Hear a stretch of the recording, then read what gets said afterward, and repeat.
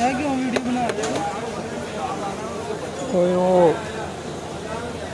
बाहर चल रही